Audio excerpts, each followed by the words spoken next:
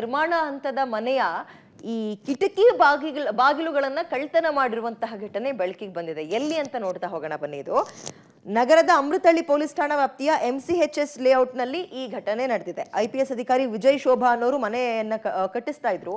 ಇದೇ ತಿಂಗಳ 9ನೇ ತಾರೀಕು ರಾತ್ರಿ ಕಳ್ಳರು ಮನೆಯ ಬಾಗಿಲು ಕಿಟಕಿಗಳನ್ನ ಕಳ್ತನ ಮಾಡಿದ್ದಾರೆ.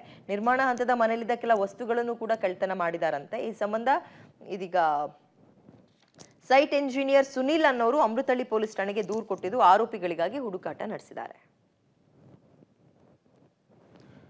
ಹೆಚ್ಚಿನ ಡೀಟೇಲ್ಸ್ ನಮ್ಮ ಪ್ರತಿನಿಧಿ ಉಮೇಶ್ ನೀಡುತ್ತಾರೆ. ಉಮೇಶ್, ಡೀಟೇಲ್ಸ್ ಏನಿದೆ ಈ ಪ್ರಕರಣಕ್ಕೆ ಸಂಬಂಧಪಟ್ಟಂತೆ? ಯಾರು ಏನು ಎತ್ತಂತ ಸಿಗಾಕೊಂಡ್ರ? CC ಕ್ಯಾಮೆರಾ ಚೆಕ್ ಮಾಡಿದ್ರ? ಏನಿದೆ ಡೀಟೇಲ್ಸ್?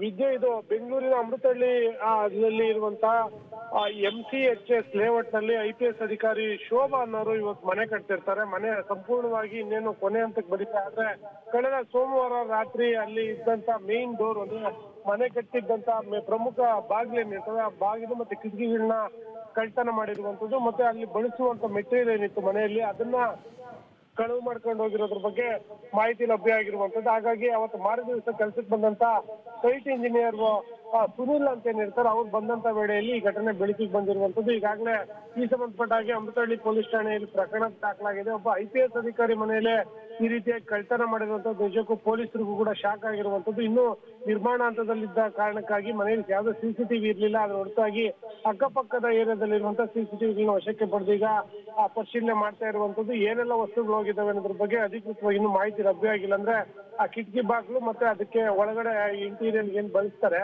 ಆ ವಸ್ತುಗಳಷ್ಟೇ ಕಳ್ತನ ಆಗಿರೋದ್ರ ಬಗ್ಗೆ ಅವರು FIR ದಾಖಲು ಮಾಡಿರುವಂತದ್ದು. ವಿದ್ಯಾ, ಥ್ಯಾಂಕ್ ಯು ತಮ್ಮೆಲ್ಲ ಡೀಟೇಲ್ಸ್ಗೆ.